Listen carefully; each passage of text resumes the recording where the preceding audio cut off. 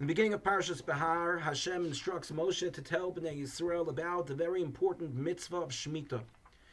And the pasuk says, "Daber al Bnei Yisrael, speak to Bnei Yisrael, v'amarta aleim, and say to them, Ki savo el haaretz, when you come to the land of Israel, asher ani nosein lachem, that I am giving to you, v'shav sahaaretz Shabbos lashem, and the land should have a Shabbos, just like the people have a Shabbos, just like the Jewish people work for 6 days, and on the 7th day we rest. So too, the land of Israel, Eretz Yisrael, it should be worked for 6 years, and the 7th year it should be a year of rest, a year of Shemitah."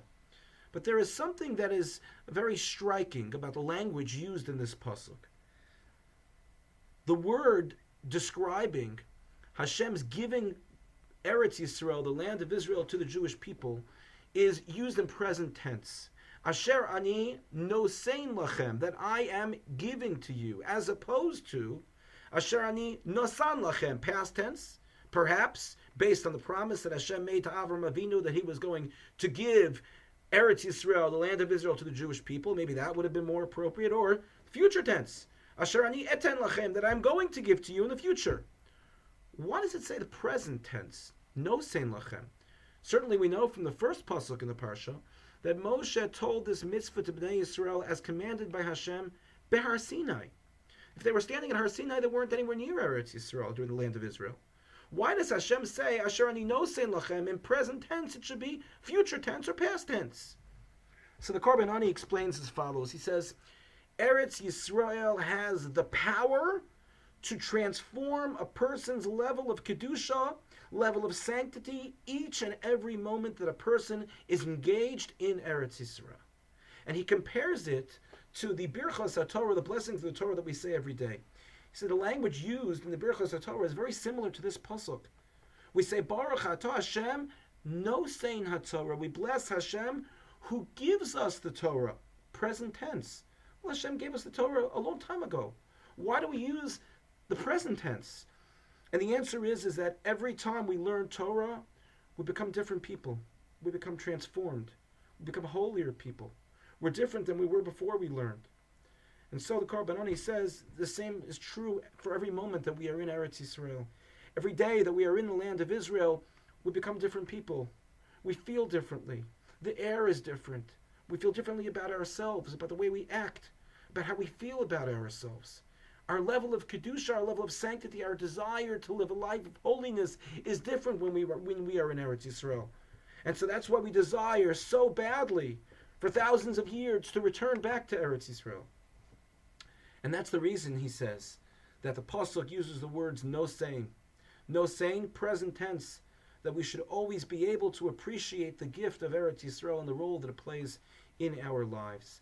Of course, I want to connect this to a very historic moment taking place this week, as we celebrate the 50th anniversary of the reunification of Yerushalayim.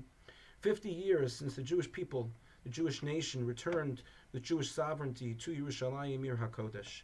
And we have been given a glimpse of what Yerushalayim really is, a beautiful, beautiful glimpse, as the Jewish people return back to its heart, back to the city of Hashem. And we, every day, need to understand and recognize how extraordinary of a time that we are living in. That for thousands of years, our people have davened, Yerushalayim ircha barachamim tashuv. We davened and asked Hashem with His mercy to return us to Yerushalayim. And here before our eyes, we have seen the miracles. That for 50 years, there are now people who are being born, and people who are alive, who will never have experienced the Jewish people without Yerushalayim. But it's not a rebuilt Yerushalayim. Hashem's giving us a glimpse. He's giving us an idea of what it can be like and what it will be like. But we still have so much more work to do in order to bring Mashiach so that we can experience the true Binyan Yerushalayim, so that we can be able to see Hashem literally return His presence to the Beis HaMikdash, to the Holy Temple in Yerushalayim, and where Hashem could return all of us together united as a people, Ki'ir Shechubra Lo Yachtav. And so, when we celebrate Yom Yerushalayim, let's take in the miracle of our times.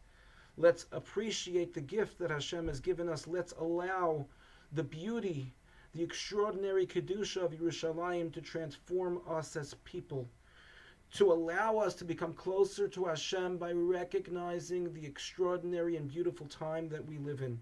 Our ability to live in Yerushalayim, our ability to visit Yerushalayim, our ability to engage with a glimpse of what Yerushalayim can truly be. And may we be zocha, may we merit, as we say in the Kedusha of Shabbos morning, when we ask Hashem, Tiskadel v'tiskadesh b'soch Yerushalayim ircha, may He become praised and may become sanctified in His city of Yerushalayim, and v'yeinenu sir'ena malchusecha, may our eyes see Hashem's kingdom once again return to Yerushalayim, to the Beis HaMikdash. 50 years is a work in progress, and may we be zocha that 50 years from now we are fully in the midst of the complete binyan Yerushalayim, and that we will be merit with our eyes to see it. Thank you for listening. Have a good Shabbos and Yom Yerushalayim Sameach.